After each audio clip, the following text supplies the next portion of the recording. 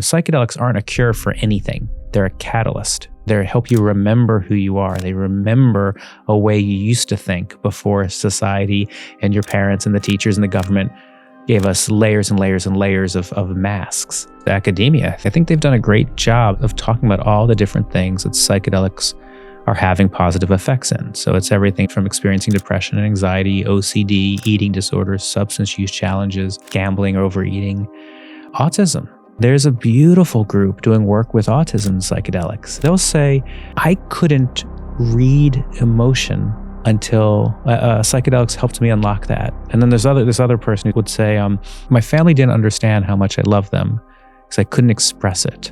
And psychedelics helped me understand that. Hi, and welcome back to another episode of the Mark Groves podcast. Today I have Matt Zemon. There you go. Okay, so I'm going to read this off because you have a lot of accolades. Dedicated explorer of the inner world and a passionate advocate for the thoughtful and responsible use of psychedelics. You're the first person I've had on the podcast to talk about psychedelics, so I'm very excited about this. I'm honored that you chose me to do this. Honestly, man, this is incredible. You have a master's in science and psychology and neuroscience of mental health with honors from King's College London. And so you've dove deep into this world of psychedelics, which the world of psychedelics seems to be massively exploding. Is that a fair? I think it's totally fair. Yeah. After a 50-year prohibition, we have now 300 academic institutions studying psychedelics. We have people being much more public about their use of psychedelics. And I think we're normalizing that conversation in a really beautiful way. What has led to this all of a sudden it's okay? I think a lot of things. I mean, partially it's that we haven't had a change in mental health in America in 50 years since the creation of the antidepressant. And people are tired of that not working and the side effects, I think. I think the science, we've had a couple scientists who have really kind of gone out there and looked at what these medicines are capable of. And then I actually think Michael Pollan in his How to Change Your Mind book has really helped at a consumer level. And then actually, before I forget, the MAPS, the Multidisciplinary Association for Psychedelic Science, they've done really beautiful work with MDMA specifically, and those results are kind of phenomenal. So I think the public is starting to shift their mindset, and with all of these forces converging. It's like the academic spaces are making it more acceptable to look at it. The consumer pressure must be a big thing, hey? I think so. Yeah. I talk a lot about there's kind of three ways in America that people meet psychedelics. Some meet it in the medical model. Ketamine is our legal option, and people want that. And academia is really driving. Hopefully, MDMA will be legalized next year. Psilocybin, the active ingredient in mushrooms, has been given FDA breakthrough therapy. So maybe that's a few years away. So that's driving it on the medical side. We have Decrim Nature working across the country to decriminalize psychedelics. And I think that's important and beautiful, especially when it comes to access. The medical model is not covered by insurance. So if we want people who don't have the same economic advantages to have access to these medicines, decriminalization is important. And then you have a whole religious movement. I mean, there's over 200 psychedelic churches in America operating under the religious. I guess you do find God with psychedelics. There's no doubt that you connect to whatever your sacred is. You feel connected to the interconnectedness of all things. And these churches, they will tell you they're operating legally, even if they don't have a piece of paper from the government that says that. Under the First Amendment and the Religious Freedom Restoration Act. So lots of different ways people meet psychedelics today. So are they actual churches or just a bunch of people doing mushrooms? There can be, it rain, of course, it's both, as all things are. But there's no question in my mind that in many of these have sincere religious belief. They have rituals, they have ceremonies, they have structure. Yeah. What led you to go down this journey of exploring psychedelics? Because you're also the author of Psychedelics for Everyone. Mm-hmm. I really fell into this by accident. I had some friends invite me to a guided magic mushroom experience, and I was not a drug user. I didn't even know what psilocybin was or why I'd be interested in doing this. And they said, no, you want to do this. And I did. I had very low expectations. And in that first journey, I reconnected with my mom, who died when I was 22. She was 49.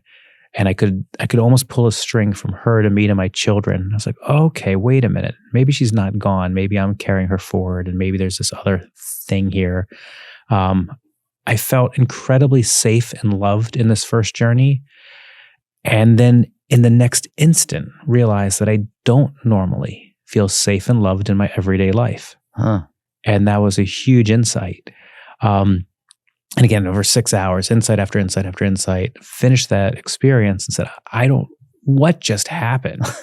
Right. Yeah. So I got someone else to run my business, went back to school for that master's, and then started traveling around trying different psychedelics with different types of medicine men. Some of them look like MDs and PhDs. Some of them look like indigenous leaders, a range of different things, and tried to figure out how is this helping me on my learning, healing, and growing? And then how do I want to be a part of this moving forward? And that led us to this conversation today. What was the timeline between the 6-hour journey to someone's going to run my business and I'm going to do this? It was months. That's it? Yeah, a few months. So this was such a radical experience that it just did it like completely. I just couldn't believe what I saw. I just couldn't believe. Wow. I mean, I'd given up on any type of spiritual practice. I had given up on.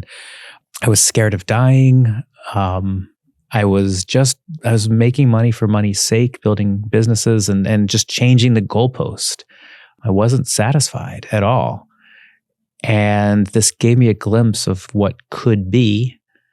And then I really wanted to pursue, okay, what else is out there as I start to explore consciousness? What else do I have to look at in myself as I explore this? What am I not aware of? And I think these medicines are really powerful. I tell people all the time, psychedelics aren't a cure for anything. They're a catalyst.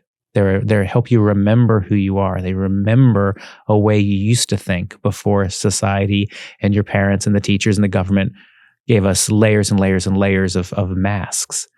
And then with that remembrance and the plasticity that occurs in your brain following the psychedelic, you really have an incredible opportunity to shift your behavioral patterns, to change your thinking patterns as you move into the world. And that's something I've thoroughly enjoyed this process over the past few years. And I'm trying to pass really good information on how you can keep yourself safe as you go about these types of things. Well, it's wild to me that one experience completely changed how you oriented to life. So it's that dramatic of a neuroplasticity. Like it really is. But I'm not alone in that. I mean, Johns Hopkins talks about their research.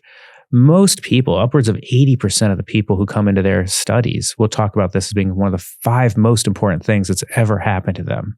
And what else do we have that consistently can do that? Yeah, I agree. And it makes me think of like when psilocybin was banned. Was I thinking like the 70s? Yeah, the Controlled Substances Act of 1970 really outlawed most psychedelics in America. And then we had MDMA was outlawed specifically a little bit later. But that particular act, which is really not at all based on science. That's shocking. Changed the way we were for the last 50 years. We've been told that all drugs are bad. They're going to fry your brain and they're going to lead to addiction. They had those Reagan ads, Just right? say no. The frying of the egg. Yeah. This is your rain on drugs. Mm-hmm. We got those in Canada. Did you get those up there? We exported those from you guys to us and to manifest extra fear. But yeah, isn't it postulated, I might be wrong here, but is it postulated that the reason they brought that in was that it was kind of like the hippies of the time were doing psychedelics, but they were having like radical ideas, like prolific ideations. And there's a fear of that. I mean, that's probably more conspiratorial thinking. I don't think. I mean, that was thought, right? Like absolutely. Nikola Tesla, that kind of stuff. There's an attorney for the Nixon administration who later said we had 2 targets. We were targeting Black people and the civil rights movements that they were doing, and we were targeting the anti-war hippie left. And we knew that if we put in harsh penalties with drugs, that we could infiltrate those groups and we could break them up. And they said, his line was literally, did we know that it wasn't about the science? Of course we did. It's so fascinating to look back at that moment of history and then see how that even applies to things that are happening in today's society. Right. Amazing what was never created based on fact becomes this, like, this is just the way it is. And then your first, like my first experience on psilocybin, that was like, I took it when I was younger, went camping, stuff like that, which was amazing. I mean, I remember feeling so connected to nature. I remember just like, those are very memorable moments. But when I intentionally took it with a ceremony where I played music from, I don't think it was the John Hopkins playlist, but like it was another psilocybin playlist on Spotify. Yeah. It was amazing. Like I remember crying through it and like having these just amazing, connecting to people's energy, you know, via whatever intranet.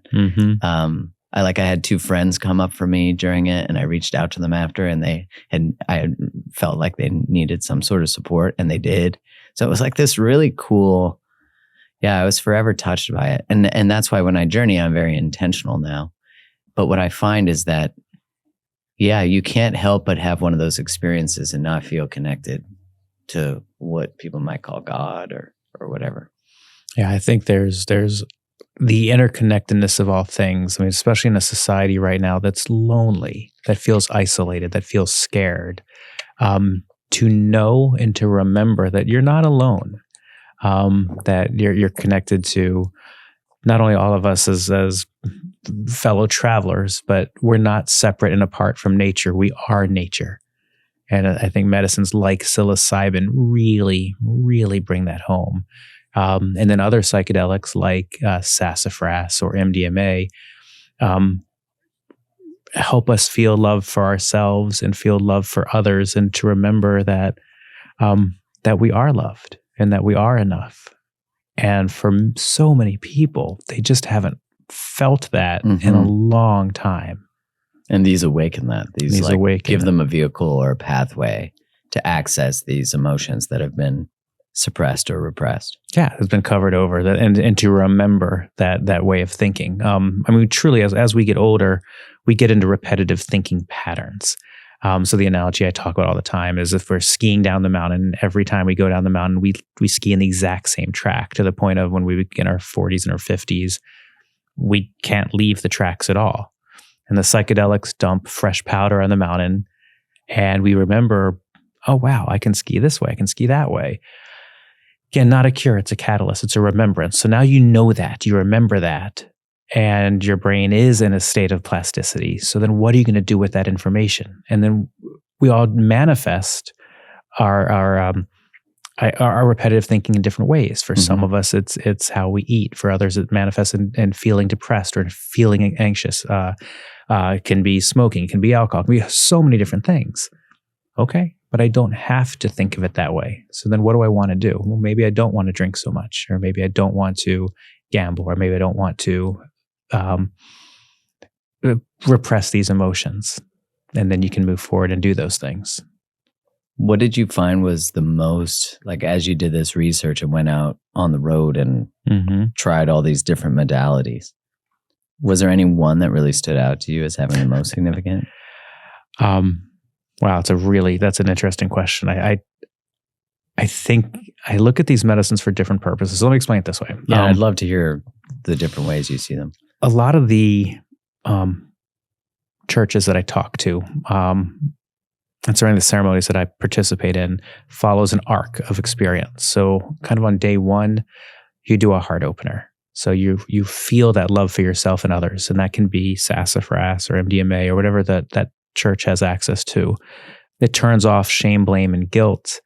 It allows you to look backwards at different things that have happened in your life, and to really think about your role in making that happen. You're not a victim, you're a creator. So what was your role in that? It's okay. No bad anybody. Just what was it? Okay. And how do you want to think about your role moving forward? And then on day two, I like it when you use an interconnectedness of all things sacrament. So it can be psilocybin. I think that's a really powerful one. It could be wachuma or one of the mescaline-based medicines. It can be ayahuasca. Typically, you wouldn't do MDMA and ayahuasca, but again, one of those where again you're not separate and apart from nature. We are all connected. We are all, we might look like different waves, but we're part of the same ocean. I think those medicines are all powerful for that. And then I think those medicines allow us to kind of get down to who are we really? Forget what we do to make money, forget what we do for education, forget what our parents want us to be, forget what our spouses want us to be, forget what roles we've assumed. Who are we? Mm-hmm. And I think that medicine's really powerful for that type of exploration. And then we get into things like 5-MeO-DMT or Bufo, one of the non-duality medicine. Is that the one they put on your arm? No, that's a Cambo. I'm talking about this is the venom of the Bufo alvarius toad. You've not tried this? I've heard it. I've never tried it. It's a super short, like a 10 to 20 minute experience. Yeah. From the time you inhale it to into this experience is under 10 seconds. And then it lasts about 10 to 20 minutes. How long does the 10 to 20 minutes feel like? For a lifetime. Like an eternity. And unlike any other psychedelic, in this one, there's no subject and object, which again is so hard. It's hard to explain, but it's like we should have done some and then talked. There we go. That would have been that's the next show. Put the mic on. What is this like? Yeah, I talk about as you dissolve into math. You just become energy. There's no you. There's no place. Yeah, that's you funny. Just become energy. You're like a beautiful mind. You're the chalkboard. Exactly. You are the chalkboard. Yeah. And we talk in the ceremonial spaces. This is like your private conversation with your sacred. Yeah. I knew what the low end of my emotional register was. When my mom died, that was that's sad as I've ever been. Yeah. And I thought having my children and getting married, I thought there are other high points in my life, but nothing even in the same zone as the feeling of love and safety that I've experienced with Bufo or 5-MeO-DMT. Really? Yeah. So there's something about it. So if you were doing it in that order, because you were talking about the methodology we might use, the heart opener, then the something that interconnectedness of all things, and then the non-duality. Non-duality. Mm-hmm. Which I guess those are kind of similar, aren't they? Interconnectedness of all things. Yeah, it can be. It can be. How do you differentiate those experiences? In the interconnectedness. I'm asking you to put words to something that can't be. I get that. Yeah. I think in the interconnectedness of all things, you're still thinking in terms of things. These are trees, or these are molecules, or these are stories. And with Bufo, there's just feeling. There's just it. It just is. Mm-hmm. So there's a being that you experience. I'm not sure if it's actually, I would say it's not a being. It's an energy. And I think for me, it's that it's not a hierarchical, it's not something beyond, it's inside that I have this inside of me that I can tap into. And again, I think that's one of the powers of psychedelics is you can have these experiences and then you can get to those states just doing meditation and doing different things that out after that, because you have something to point to. So you know what it feels like to feel energy shooting out of your hands. Yeah. So that when you achieve that in meditation, it's like, oh, I know I recognize this. This is familiar. Yeah, like you access a different way of feeling that when you can do it in the 3D realm, like without psychedelics, you're like, oh, that's really interesting. Mm-hmm. In your because this is 5 years that you've been deep dive. Really, this is my whole world these days. Yeah. Mm-hmm. All right. I'm about to drop some fun February facts on you. Are you ready? Now, February comes from the Latin word februa, which means to cleanse. This symbolizes new blessings and beginnings. The month's birthstone is an amethyst, which represents courage and strengthening relationships. That seems pretty apropos. February is also considered the month of love because of Valentine's Day. So in light of all that love, let's talk about Organifi's Glow. It's a delicious raspberry lemonade blend loaded with herbs and superfoods that encourages the creation of collagen and moisturizes your skin from the inside out. I love Glow, and so does my wife Kylie, because it's perfect for hydrating your skin and hair, which can definitely get dry in the winter months. Kylie also loves that it keeps her nails healthy and strong and her hair thicker. That's going to be a bit of a problem for me. It's so good on its own, or you can add it to Organifi's green and red juices. In it, it's got tremella, which is known as the beauty mushroom. It increases skin elasticity and moisture. It also has acerola cherry, which is a tropical superfruit and powerful antioxidant rich in vitamin C. It has amla, which is an antioxidant-rich fruit shown to increase collagen production and support healthy skin and hair. And it has bamboo silica, which is an essential mineral necessary for collagen synthesis. So if you've been looking for a high-quality collagen supplement that will give you a healthy boost this February, Glow is for you. Use the code CREATETHELOVE for 20% off Glow and all of Organifi's other amazing products at Organifi.com/CreateTheLove. Yeah, what was that like for the people around you? Like you went from this guy who's like, were you linear minded at the time? I was I was a control as an entrepreneur. I built multiple companies. I've sold businesses. I'm very much the guy who is like, okay, this is the plan. This is what we're going to do this quarter and how we're going to break it down into little bite-sized pieces. Yeah. And this is what you're going to do. We're going to Excel sheet this. We're going to knock this out.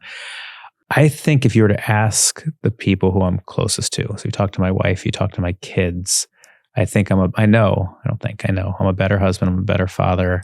I'm a better friend. I'm a better brother for going through these processes. Did you feel for yourself after your psilocybin experience that it changed either your awareness or the way you interact with the world? Yeah. I mean, I think I'd already been quite on that journey of self-reflection, and my work was this work already when I had the more intentional medicine ceremonies of like teaching relationship. But I think it reminded me, it was like, I think experiences with psilocybin and things like that, I think we forget. We get caught up in the drama of the world. The things that we think are real are things like social media and like the internet and TV and movies and music, which, not that there's no value to any of those things, but they actually become, we forget about this. We forget about this. We forget about like ourselves. And I think for sure it allowed me to remember. You know, you were asking me earlier, like before we hit record, like I'm going to the Amazon in a week.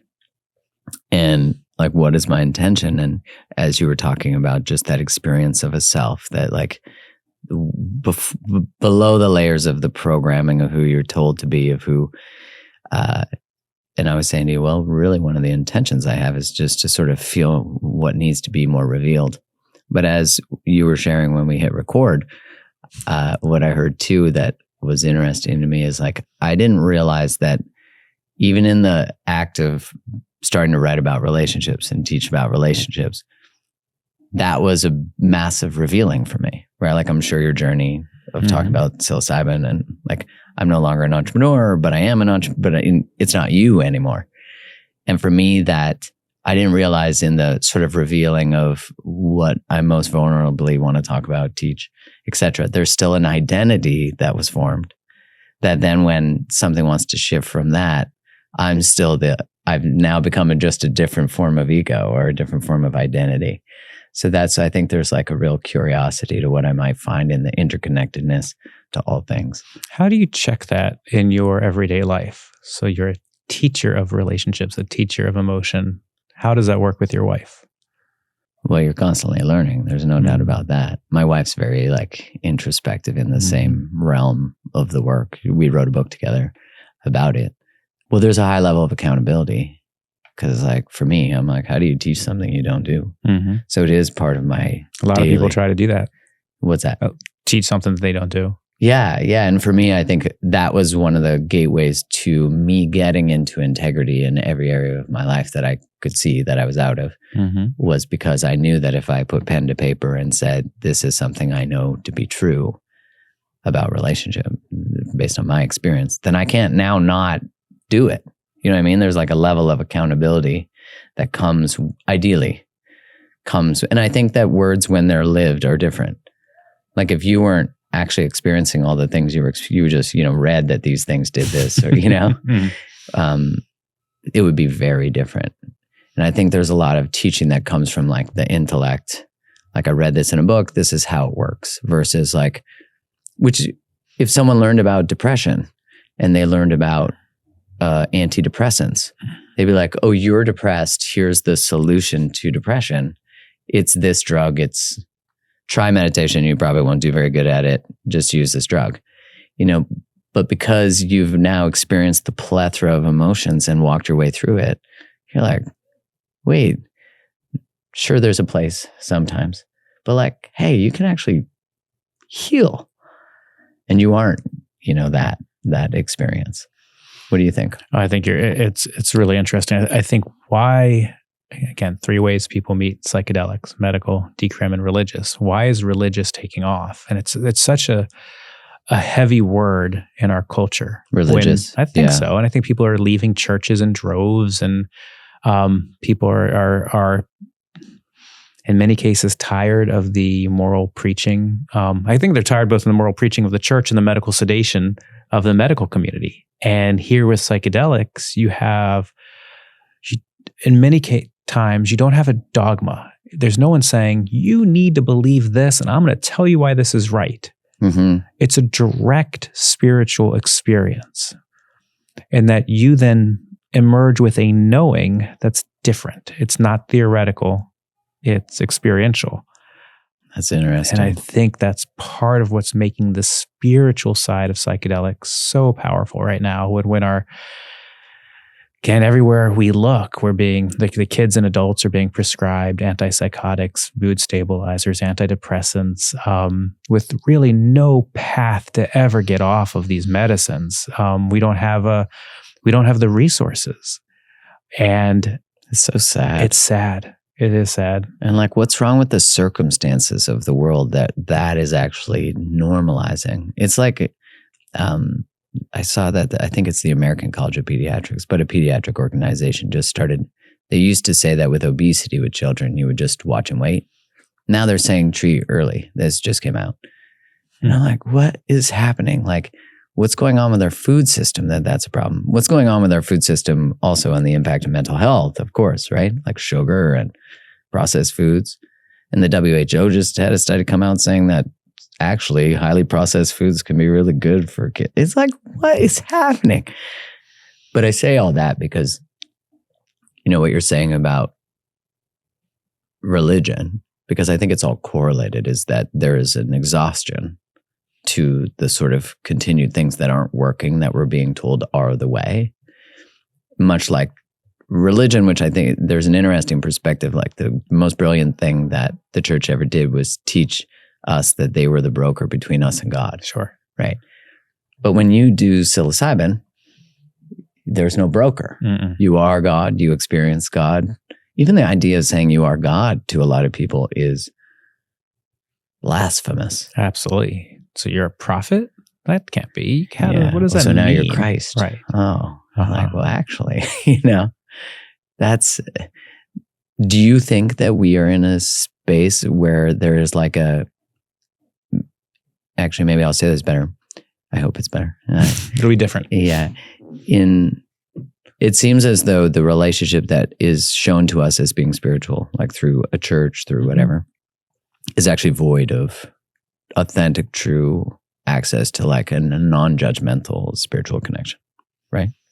And certainly there are a number of traditions that I think would fall into the judgmental. I think would fall into that category. Sure. Yeah. So then due to that, and you're saying like there's a large exit from it because of the moralization and all the things, shame that happens and guilt, that we are in a state where we are in, like, psychedelics are here and we are like, oh man, we need a solution to whatever is the thing that's absent in my life. You know what I'm saying? I totally know what you're saying. So again, we look around and we say, we know loneliness is prevalent, is everywhere. We know depression, anxiety are on the rise. Suicide is on the rise. Life expectancy is declining.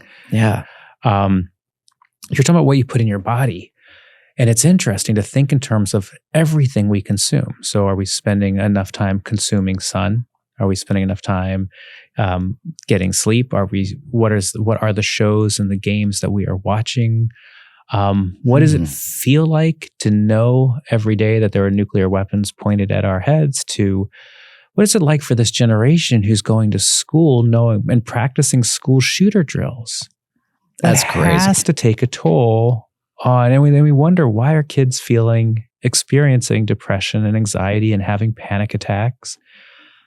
There's a lot of pressure on them, whether we talk about it or not. That's out there. Then we say, well, those kids have attention deficit disorder. Well, there's 30 of them in a classroom with one teacher.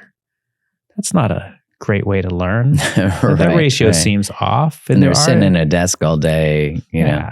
Yeah, because that's where we're training factory workers still. Right. So all those things are happening. And then they go to church, and there's the cultural element. They're just not, for many, it just doesn't, there's no feeling. It's just something I have to do.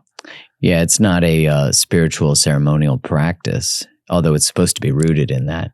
It is. Well, it is rooted. It's just, I think for many, it's lost its path. And again, I'm speaking in generalities. Of course, there are spiritual practices that are deep. So now, where are we? Well, we were talking again before you hit record about what an amazing time to be alive. But all the metrics in terms of our ability to eat and our ability to be secure and the probability of violence happening to us, all those things it is not perfect, but a great time to be alive. So I believe that all of this stuff is converging for a reason. We have these medicines, they're becoming more available. We're the stigma on mental health, something has to change. We're tired of moral preaching. We're tired of medical sedation. And we have resources, and we have challenges with things happening in the environment, and challenges between borders. We have some adapting that we need to do as a species. So I think it's going to be a fascinating time coming up here. It's an adventure. It is an adventure. Where would someone start with this, and what would be sort of the greatest fears that someone would need to overcome to even sort of enter in this zone? So I think I'd first say that anyone still listening to this podcast, you're listening for a reason. You're listening out of there's a curiosity that's there. And now maybe it's not for you. Maybe it's for someone you love. Maybe it's just because you want to think about how you're going to vote in the next election with some of these ballot initiatives happening. But all that's important. I think there are some people who are going to say, I want to get started and I want to do it 100% legally in America. So for them, they're going to need to go find a ketamine provider. There's others that are going to say, I want to go do a psychedelic tourism experience. I'm going to go down with you to the Amazon. I'm going to go to Mexico. I'm going to go to the Netherlands, Jamaica, and do one of these. And there's going to be others who are going to try to find a psychedelic church in their area. The questions are really the same that the participant needs to ask their provider, because it is definitely buyer beware for all three models. And I can't stress that enough. And I'm going to use medical for a minute. Again, now we're talking legal to legal. There are ketamine clinics out there where you're going to go in, and a nurse anesthesiologist will greet you, and she'll take your vitals, and she'll hook you up to an IV, and you'll have a ketamine experience, and then you'll recover, and they'll send you home. Perfectly legal. There are others where they're going to prepare you in advance. What's your intention? You're going to come into more of a living room type environment. They're going to put a blanket and music and a mask and guide you through a ketamine experience. And then afterwards, they're going to help you integrate what came up for you. Both are legal.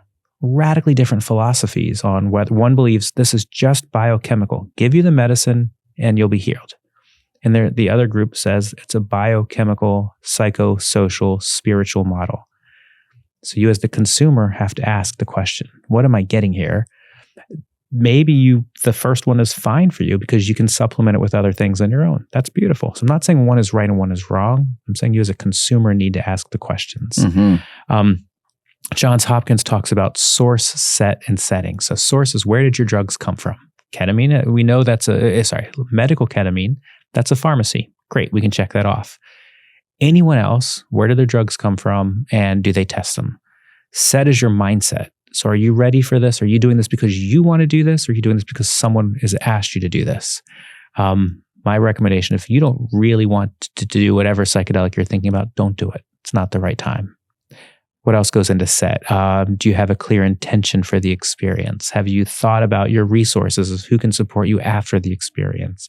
So that's all kind of your mindset. And then setting is the physical environment. Do you want a clinic? And do you want it to be more of a living room? do you have control of the sound? Do you have control of the people? Do you have control of the space? Are you going to be interrupted by kids or dogs or neighbors? That's all the setting. Awful.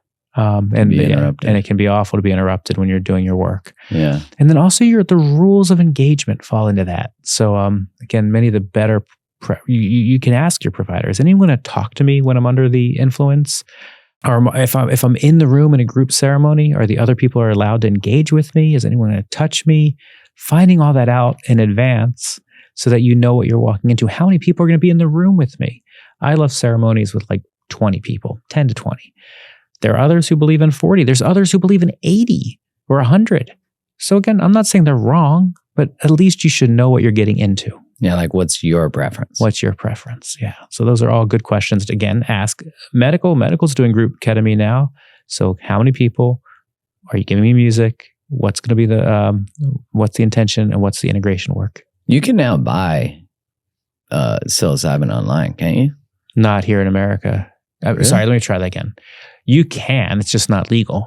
There's lots of Instagram sellers. There's some Canadian companies who are selling and shipping across the border. But psilocybin is a class 1, schedule 1 medicine drug here in America, and it's not legal, period. And then the churches that say we're operating legally, they believe they are operating under the First Amendment and the religious freedom, but they don't have a religious exemption from the DEA. Only 3 churches in America do. There's a Native American church and 2 ayahuasca churches. And they sued to get those. The DEA has never voluntarily granted an exemption as of yet. And we're hoping that's going to change next year. Is there some sort of radical or rapid change in legislation that's expected?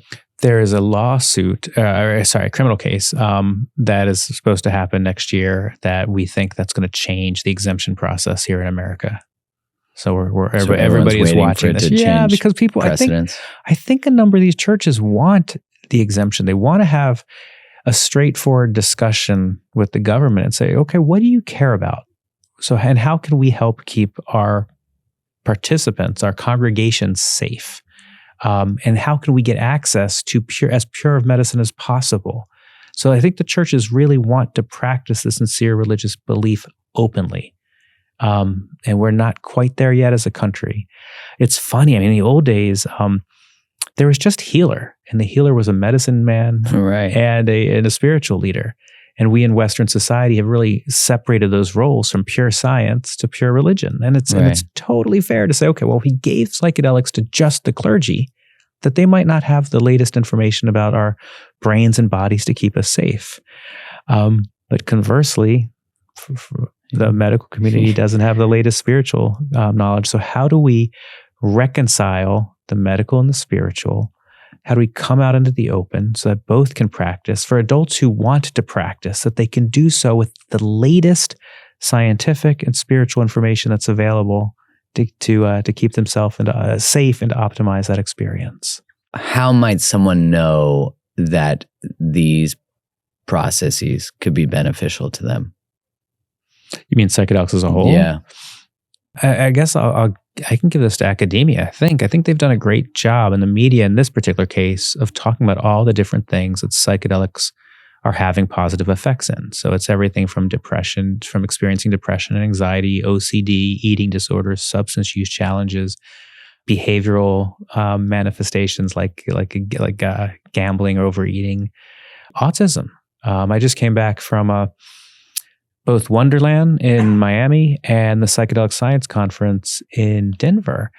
And there's a beautiful group doing work with autism psychedelics. And and they're tied into, you know who they're tied into? Your old University of Toronto is doing research with them. Oh, really? So cool. Where they'll say, I couldn't read emotion until psychedelics helped me unlock that. And then this other person who's part of the organizers would say, my family didn't understand how much I love them because I couldn't express it. And psychedelics helped me understand that. And actually this other person I was just talking to talked about, he said, most of my life I lived in a panic attack. Not I had panic attacks from time to time. I lived most of my life in a panic attack. And he said MDMA showed him that that's not how he had to live, and that now he has a once-a-year ritual where he will do MDMA to remind himself of what it feels like to be completely not have any panic. And then that gives him enough of a light post or a lighthouse to point towards during the rest of the year. Wow. It's really I've heard amazing. of that, of like someone who's experienced a chronically depressive state, never known joy, and then experiences MDMA and is like, oh, I actually have permission. I can access this. I didn't even know this feeling existed because it's not in my category because I got rid of it when I was maybe an infant. We're so used to what it feels like to have anxiety. And when anxiety lifts off your shoulders, even if it's just for a few hours, an hour for ketamine, 6 hours for psilocybin, 12 hours with LSD, it's such I forgot what it feels like to not have the anxiety. And it's freeing. Yeah. And we think about this oftentimes for the young, the teenagers doing this. This is amazing medicine at 50, at 70, as we're hitting midlife, as we're hitting the last chapter, to completely change again how we look and interact with the world. I love this also for the people in the active state of dying, how it doesn't change the prognosis, but it changes how they look at death and how they take advantage of the time that's left. And then for those witnessing people in the active state of dying, how it changes the relationship between the parties. Really? Yeah, it's there's good data in there. So beautiful. They study that now? There is data being done on the active participant, Johns Hopkins, Yale, NYU, UCLA, a number of studies being done on that. This is wild, actually. Again, 80-ish% radical reductions in depression and anxiety, top 5 things in their life. They did a follow-up study to one of the big ones 4.5 years later. 80% of the 80% was still feeling the effects. So they were still positively orienting to the world because of that. Because that one experience in that case, it's psilocybin I'm referring to. But I'd like to see more studies on the families. I can talk anecdotally. I can talk about what I've seen in the ceremonial world about parents and kids, parents meaning people in their 70s and 80s, and kids meaning 50s, doing these journeys together and how it changes. Because I think when you remember, shame is a construct. There's no need to, what happened. Where you are is where you are. So if you need to say something to somebody, you need to tell them that you love them. You need to tell them that you tried. You need to tell them that you did the best that you knew how to do. It's time to do those things. It opens that door on both sides. It also opens the door to hear it, to understand it, to empathize. Yeah, that's so important. Yeah, both sides can change, which is, again, going back to the work you do, I think why MDMA with couples is so powerful. Takes away, again, shame, blame, and guilt. You can look at your partner and say, I love you so much. And when you do this, it brings this up for me. And the other person, instead of getting defensive, can say, oh my goodness, I love you so much. I never wanted you to feel that way. And I can see I can understand how it does that. And then again, it doesn't cure it, but it shows the way so that after the psychedelic, that's something you both have a different parties template. You have a different template. Yeah, that's really interesting. There's a lot of conversation about microdosing. Where might microdosing fit in? And what does it even look like? Okay, so for those listening, microdosing is when you take 1/10 to 1/20 of a high dose psychedelic. And you typically would do it, there's 2 protocols. There's the Fadiman protocol, which says you do it on day 1, it's still in your body on day 2, you let it out on day 3, you repeat on day 4. You do that for 4 weeks, you take a 2-week break. So wait, you do it 3 days in a week? You do it day 1, day 4, and you repeat that pattern for 4 weeks. Okay. Paul Stamets, the famous mycologist, says that's too complicated. Take it 4 days in a row, take 3 days off, and then every 4 weeks, take a 2-week break. That break is super important. There are some studies that say that if you take psilocybin chronically, you could potentially have cardiovascular issues. So take a 2-week break every 4 weeks if you're taking psilocybin for microdosing. That's interesting. I didn't know that. What kind of cardiovascular? That I can't tell you. I just know there's a risk of cardiovascular. Yeah. And do they stack? His stacks. He stacks. He had some lion's mane and some niacin, and he believes when you take those 3 things together, psilocybin, lion's mane, niacin, that you're also helping not just connection and alleviate depression, anxiety symptoms, but you're adding dexterity and cognition assistance. Yeah, lion's mane for that. The niacin is for the flushing, isn't it? I think so. To get it to all the periphery of our vascular system. And then the research is split on this. There's some research that says this is a placebo. There's other research that says this works. And there's probably just not enough research, period. So people who do it swear by it, but the science is mixed. And then I look at this, I think as a culture, it's tempting to say, I was taking antidepressants, so now I'm going to do microdosing and I'm just replacing one pill with another. I think it can work, and I think that can be risky. I would rather see someone, again, this is my opinion, so take it for what's worth. I would rather see someone come into a high-dose ceremony with preparation up front, weeks of integration afterwards, working with whether it's a coach or a therapist or a community group. Do the deep work, do the deep exploration, and then if they choose to use microdosing as a scaffolding afterwards, I think that can be incredibly powerful. But I think those high-dose sessions taken in super structured environments, I think are where the biggest learning outcomes occur. What's a high dose? Like if it was psilocybin, like 5 grams? Yeah, 4 to 5. What do they call that? The God dose? The hero dose is what they people call. We're trying to change the language to just a high dose. There's no hero here. You don't need to be a hero. yeah, totally. Anything but I think above 3.5 would be considered a high dose of psilocybin. What's the difference like what happens? Do you become more nothing? Different people react differently. So for some people, 3.5 grams is plenty. And for others, they might need 7 or 8 to get to the same level. Again, we always typically recommend you start lower. You can always add and you work your way up. But for most people, 4 to 5 grams is a pretty high dose of that particular medicine. Who might use microdoses? Like who might that be indicated for? I guess it doesn't have an indication. It doesn't have an indication. Yeah. I'm using legal language. There we go. It's not indicated for any. That's my pharma background. It's there's certainly a ton of people in Silicon Valley who believe it helps them be more creative. It helps them solve more problems in the workplace, and they're doing it because of a human optimization angle. Great, beautiful. There's others who have gotten tired of the side effects with antidepressants and feel that it makes the blues bluer and the grays less gray. And they're doing it for that reason. That could look like depression or anxiety. There's others who want to feel more love and invite more love and into their lives, and they're doing it for that. And there's others, you talked about feeling connected to the earth with your psilocybin journey. There's people who feel when I take a little microdose, I can hear the birds more. I can see the trees more. I pay more attention. We talk about that green wall. So much time we're in nature, but we're not really paying attention. It's just green. Yeah. And we don't stop enough and look at it. Wow, that's beautiful. I didn't even notice how beautiful that was.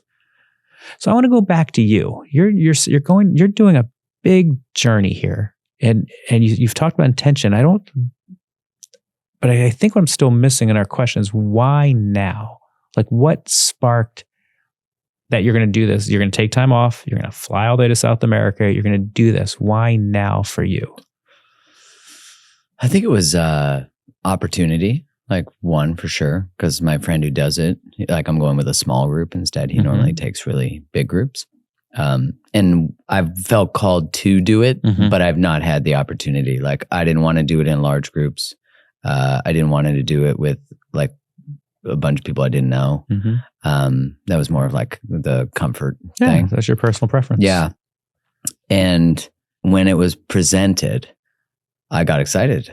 So I was like, you could feel the energy in your body about this. Yeah, I could feel this. I remember when my wife and we previously broke up. And when we broke up, we did a closing ceremony to close our old relationship. And in that ceremony, I remember I like Googled closing ceremonies. What is that? Because, we wanted to intentionally end it. And I was like, uncoupling. Yeah. And I was like, do other crazy people do this?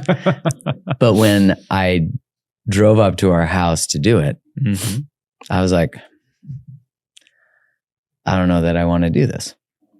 And I asked myself, do I not want to do it because I just genuinely don't want to right now? Or do I not want to do it because the part of me that can do this doesn't exist yet? Like, do I not want to do it because it's going to require my expansion and something to be born, to die? And that's the same feeling I had about this, was like, I always just ask that similar sort of inquiry. Do I not want to do this because I just genuinely don't? And the first time I got offered to do it, I genuinely didn't. But with this, I was like, no, I do want to. And it's like, also the adventure sounds pretty crazy. I'm like going to the jungles of Peru. My buddy's like, with the tribal people to experience an indigenous ceremony. Yeah. Like, from beautiful. Like these people who've trained their whole lives, that's what they do. Like, since they were kids, they start the training. Yeah. Do you know about that process? Maybe you could share a bit of it, because it is like a very Did we talk about the medicine too? Did you say it out loud? What you're doing down there? No. I'm going to be journeying on ayahuasca. Okay. And then I can't remember the name of the other one, but it's like Boganzana or something like that. I mean, it's these in many cases, these villages start their group ceremonies. The entire village is out taking ayahuasca at the same time in many cases. So like there are kids running around, they're taking a little teeny bit, and there are adolescents who are taking more, and there's teenagers in training who are learning how to serve, and there's the ceremonial leaders, and it's a community activity. And they're doing this not once a year or once a life. They're doing it, I don't know, once a month or much more regularly than we talk about here in this culture. Their relationship to the earth and the plants. Totally different. It's like, it's their immersion. It's not special. It just is. Like, I'm going there to go do, but this is just their life. Yeah, and I think it can be both, though. I think it's still special for them. It's just not as unusual as it might be for you. And it's not as extraordinary as it is for us when we do this. And then this particular medicine it's two different plants that are boiled down together, and then you're going to drink this thing. And it's... How did they even figure that out? There's a couple different theories. I think... Because one's like a bark and the other one's a vine. Yeah. I think Dennis McKenna, I like the way he theorizes that it was the beer makers down there, and they're used to experimenting, and they had the bark and the vines in their bag of tricks, and at some point they brought them together, and it created this positive effect. And like, oh, we should do more of this. But there are other people who say nope. The plants reached out and taught them how to do this. Just different theories. I think Dennis McKenna he spent a decent amount of time down there with his brother Terrence. Terrence McKenna, yeah. Him and his I didn't know he had a brother named Dennis. He did. He was deep in the same work, and they had some really wild adventures down there before Dennis went back to school to get his PhD. So really, really interesting experiences back when nobody was doing this type of work. Yeah, that's when like Ram Dass was doing it with them and like touring the world. Like to be a fly on some of those holy walls. Cow. Can you imagine? Can't even imagine. No. So so part of the ceremony too is that this is what the plants that we're supposed to do. Mm-hmm. The shaman asks which ones will this group be doing, and then the plants. I think it's the plants that tell them. But then when we get there and we go harvest it, we ask permission, and the plants sometimes say no. So I might not be doing it. Who knows? We'll find out. I'm like, that's so interesting. Like, I love that there's this constant layer of like, does the plant consent to the journey? Like, because the plant has the intelligence to know for me, even though my intention might be to go there. And the group too. Like, does this serve the group? So that's, to me, I'm like, really this is really cool. Yeah. Super cool adventure. And we don't talk a lot about the intelligence of plants in our culture. No. I mean, we know there's been experiments. We certainly have experiments with trees and how trees can talk to other trees and share nutrients between them. But there's also been kind of Pavlovian experiments with plants where, okay, we can, if there's a plant with a root and you put water on one side and no water, it'll find the water. And if you then just do the sound of the water, it can then find the sound of the water. Oh, it'll move towards the sound. They're smart. They're just different. It's like when we don't they like set two plants and you like speak love to one and hate to the other, and it actually impacts the growth. Absolutely. And you think of the impact on people, but like that happens on the energy that we send. I think what's interesting about things like psilocybin and psychedelics in general is that because we don't really understand why and how, they could be sometimes dramatically more effective than these products that have gone through clinical trials that have demonstrated some efficacy. That we don't understand this, and because we don't understand this, it can't be better than the thing that we are scientifically rigorously studying. It's the arrogance of the human mind. It is, and that we've turned away from these shamanic practices because we know better. We've progressed past that. Yeah. It's just funny that, and I guess we also have a culture where there's a lot of money in antidepressants and antipsychotics and so on, and it is complicated with these medicines that you don't take every day, and they grow in nature. How do you profit from those? So there's money in the services for the medicalization of like psychedelics. The ketamine or and the practitioners and the guides and the musicians and the chefs and the centers and the insurance and all. There's lots of money in those things, but in the drugs, and I'll use MAPS with MDMA. Rick Doblin, who's the head of that organization, started the process of getting MDMA to be re-legalized. I believe it was 1986. So 37 years ago? And he has raised over $150 million to get not all, but mostly from contributions. Like private donors. Mm-hmm. To get this re-legalized. So it costs a ton of money to get to this point. And again, just for your audience who doesn't know, they've gone through 2 rounds of phase 3 clinical trials. They were working with people with treatment-resistant post-traumatic stress disorder. So picture veterans, first responders, victims of sexual assault who have tried all of the different pharmacological solutions that are out there, all of the different talk therapies, and nothing's worked.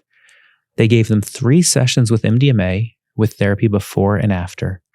67% no longer qualified as having PTSD following that, and 88% had a clinically significant improvement in symptoms. That's nuts. Off the chart numbers. Yeah. So I bring that up to we can all kind of hold in our hands, wow, this can do a lot of good, but holy cow, it costs a lot of money to get something legal in America.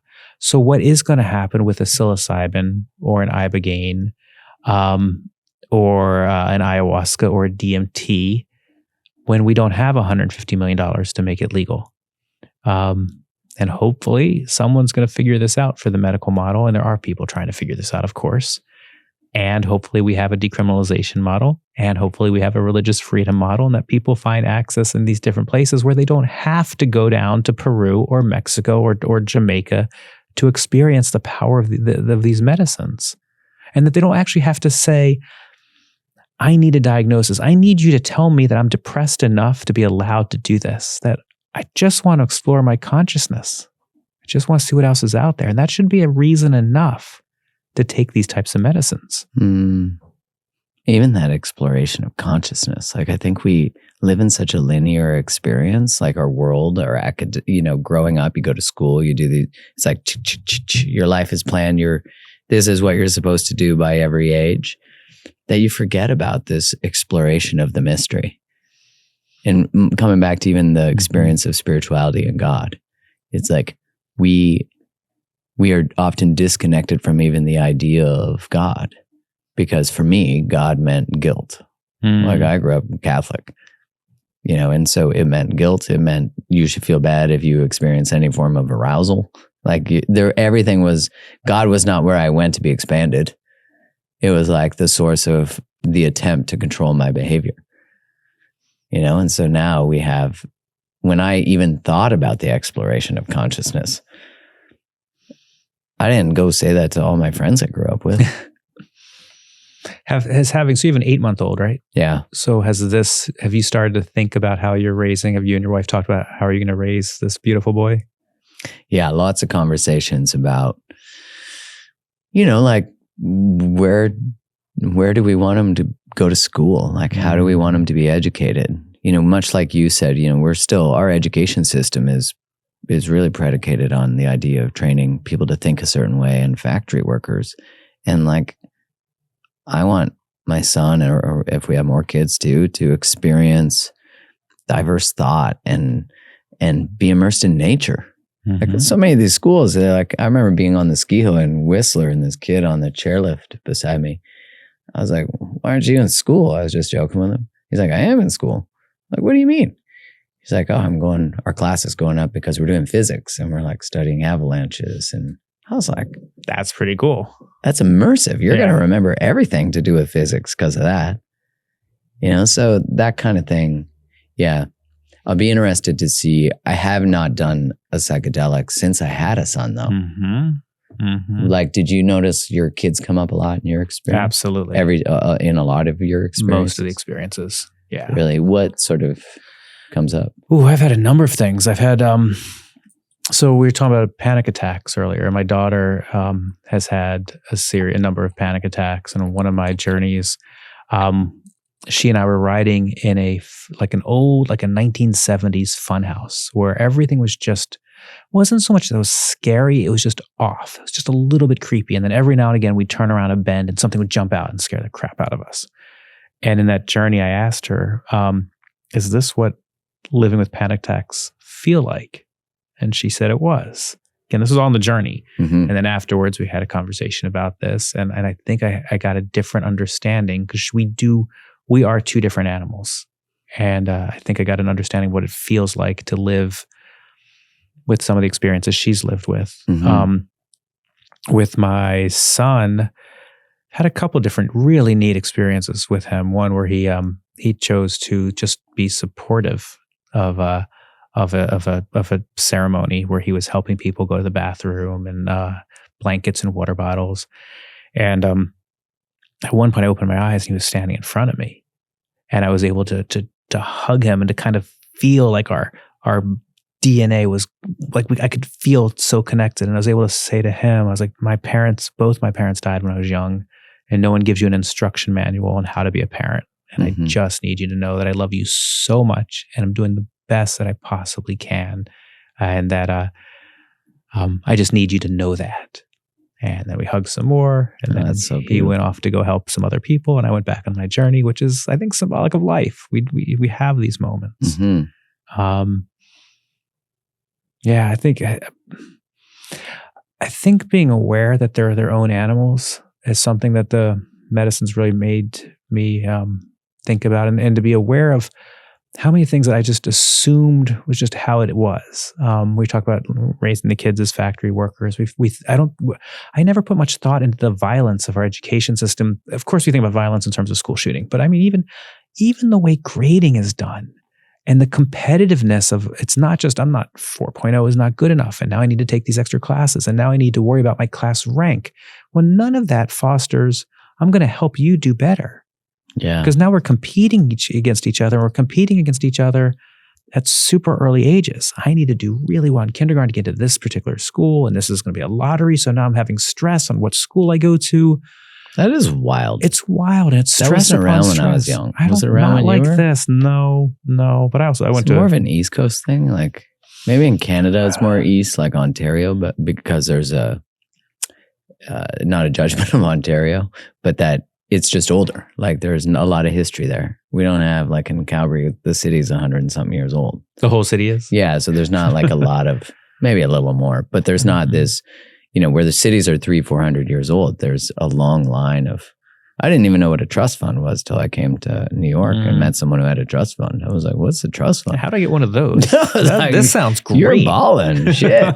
Oh, you have to have like a great-great-great-great-grandfather who started a railroad. Cool. That's cool. Or, or whatever it is. But I didn't know all these competitions to get into schools and ranking. I just found out today at lunch from you that you can take extra classes to get above a 4.0. So you can be better than perfect. You can be better than perfect. Yeah. And I think the kids, we know the adults are feeling the pressure about, and again, I think it's well-intentioned. They just want their kids to be happy, and they think that if they have all the things that we didn't have, they're going to be happier. But I think we're in many ways creating just bigger consumers from this generation who aren't spending the time in nature, who aren't having the time with their friends, who aren't having the personal interaction. They're doing so many things through a screen, which has advantages as well in terms of the ability to keep in touch with people. Mm-hmm.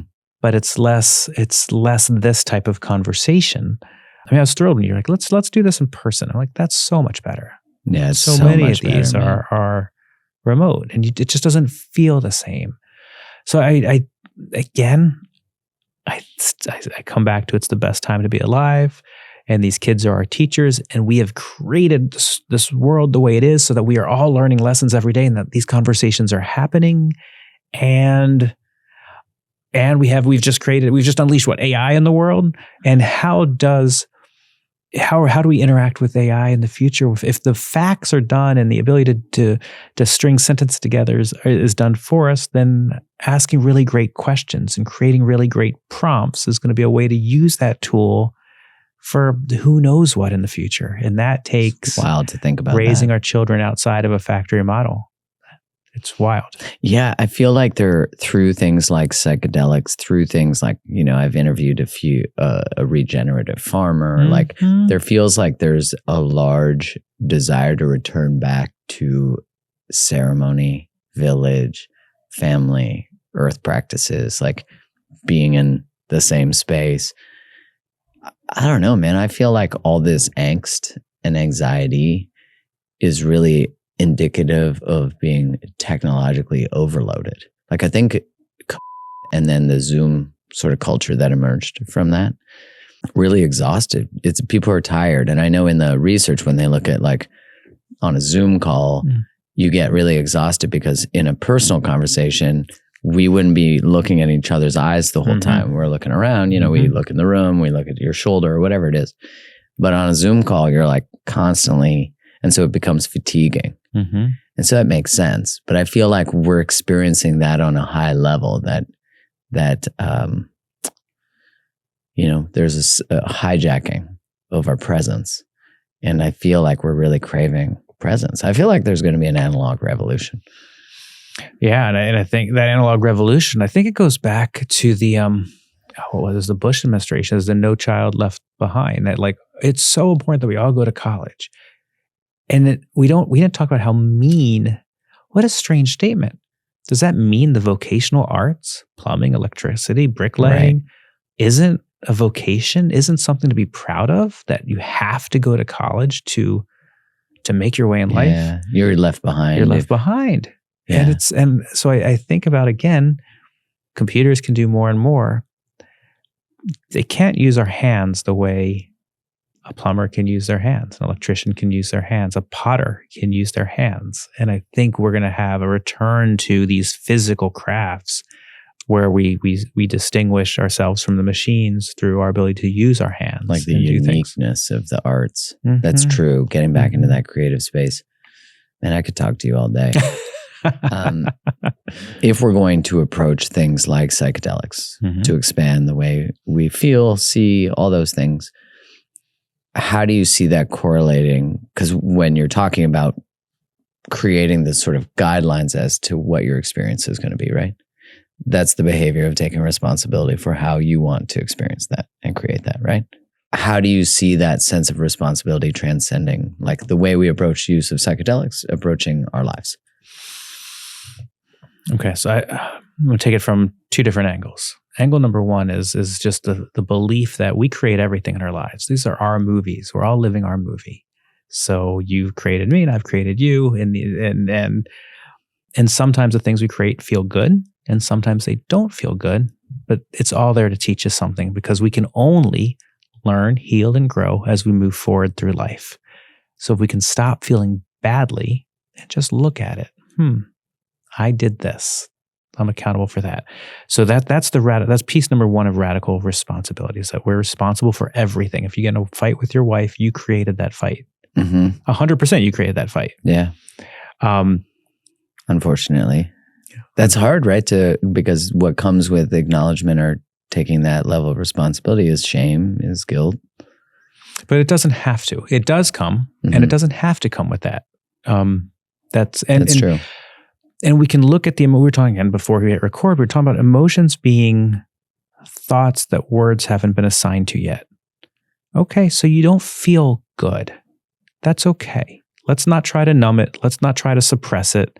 Just embrace it. I don't feel good. What don't you feel good about? I don't feel good about how she treated me. Is that really what you don't feel good about? I don't feel good because I think she's going to leave me. Okay, is that what you don't feel good about? I don't feel good because my mom left my dad, and maybe I'm not worthy of love and she's going to leave me at some point. And on and on and on. So I think these emotions that we suppress and we numb and we tuck away are such powerful teachers. And I think as a culture, we don't talk about them like that. Oh, you're feeling this way. Just let me give you a pill. No, let's look into that. Psychedelics. What's interesting about psychedelics, and is you can take a psychedelic, there are a whole bunch of different circumstances, and still have an effect. And I don't want to poo-poo someone else's feelings. You can go to a concert and take a psychedelic and have a beautiful concert. Great. I think if you're using it for self-growth, for spiritual connection, and you just want to optimize, I think we know about best practices that we can say, try it this way. For indigenous cultures have used these medicines in group ceremonies for thousands of years. There's a reason why it's in group and not individual. They've used music to move you along. There's a reason why. They've had someone in that room who knows what they're doing and can help you if you get into a bad loop, can get you out of the loop so that you can still have a powerful experience. So those are kind of best practices. You go into a community following the journey. You don't just go back to an individual life. So how do you make sure there's community awaiting for you on the other side of that? So that's kind of the responsibility that you can take with psychedelics. And maybe you're not ready for that yet. And maybe you want to dip your toe with a microdose or dip your toe at a concert. And I'm not going to tell you that's wrong. It's just different. I enjoyed Mumford & Sons on there you go. Mushrooms once. It was fantastic. Was it fantastic? Could you actually feel the vibrations of the banjos and the guitars? I was at the Gorge in Washington. Okay. And it was pretty incredible. Yeah. Also, just the energy of the group was good. Mm-hmm. And I think it would be weird in a different, like if I was at a different type of music or for me, at a different type of concert, but it was incredible. Yeah, when music, now I hear some of those songs that were in that playlist and I'm just like, and it brings you back. Oh man, I just have like when the music hits. I also love how when another song comes on, you go to a totally different, all of a sudden you're like, ooh, like cast to a totally different experience. Different people come up. The magic of music. Yeah, the music is powerful. And for those at home who are looking, if you have found your way to medicine and you're doing this on your own, I mean, you talked, Mark, about on Spotify, there are some beautiful playlists. And the playlist for a mushroom journey is going to be different than the playlist for a ketamine journey. And just search around for that. Oh, interesting. I never knew that. Yeah, like the Johns Hopkins has a beautiful 6-hour mushroom journey that is really well thought out. But a ketamine journey, you're typically talking about an hour. So the playlist is different. Huh. What was the other one you talked about? Sassafras? Sassafras. What is that? Sassafras is MDA, so a precursor to MDMA. So think of it as a more visual, longer lasting, deeper MDMA experience. So a lot of times in a ceremonial setting, you'll use that one. And again, in the beginning, you use it to crack your heart open. What I also like about multi-day, multi-medicine, sometimes if you come in and you've paid whatever you've paid to go do this ceremony. You put pressure on yourself of, I've got to get a great experience out of my one psychedelic experience. You're about to go to the Amazon. We're going to do multiple ayahuasca journeys. So that first day, you're like, you've taken the pressure off yourself because you know if nothing happens here, I've got tomorrow and I've got day three, whatever. And then what typically happens is you go deep and then you're, okay, I know how to do this. I know how to breathe. I know how to surrender. I get used to my travelers. I get used to the facilitators. I get used to the musicians. And then you can do it again on day 2 and go even deeper, and then go even deeper on day 3. And I bet you, at least in my experience, by a third day, you're like, oh my gosh, I'm going to do another round of ayahuasca. Do I really need to do this? And then you're going to go somewhere completely different. And it's going to be perfect and beautiful and shocking. How long from the beginning of your 5-year journey to today did it take for you to really not have any angst about doing it? Or do you still sometimes get nervous? Angst is, I have a healthy respect for these medicines. So I do go in, and that's part of why I'm so intentional about this and about taking the time to not just wing it, I want to set my intention. I want to make sure that the container that I'm in is safe, that the energy is balanced between male and female facilitators, that I know that these musicians know what they're doing and have done guided psychedelic journeys before, so that they'll feel if something needs to be picked up or if slowed down or just silence is needed. It's so cool that people do that. Cool. Matt, as I already said, I could talk to you all day. I've absolutely loved this. Thank you for saying yes to your journey 5 years ago, because clearly you found exactly what you're currently here to be doing. And I'm just very grateful that you flew in and took the time, and that you've given people the gift of being able to learn how to do this responsibly, how to do it to create a sense of safety in their exploration. And I love that you said, if you listen this long, like, follow the call. Where else can people find more about you? Where can they get your book and get more information to be able to make good decisions in this avenue? So I have a ton of free resources on my website. I have a free guide to microdosing. So if they go to mattzemon.com, they can download those. If they have questions, they can actually book discovery calls with me, and I'm happy to talk to them about their particular path and what they're trying to achieve. So that's all there. I am pretty active on LinkedIn and Instagram. So that's another way to just reach out and see kind of what else is happening. And then I love going to different conferences and different things and talking about this. So if somebody has an event and they want to bring in some psychedelic information for the participants, I love those types of messages, and again, the chance to do that. Well, thanks for what you do, man. You're on the precipice of a massive revolution. So I think we are on this precipice, and I appreciate you bringing this out to your audience. And I'm so excited about your journey about to happen, and how all of this ties into your marriage, your child, the path. This is it's beautiful. It's beautiful to watch. So, yeah, I'm excited. I'll keep you posted. Thank you. Good to talk today. I'm glad we did this. Yeah, thanks, man.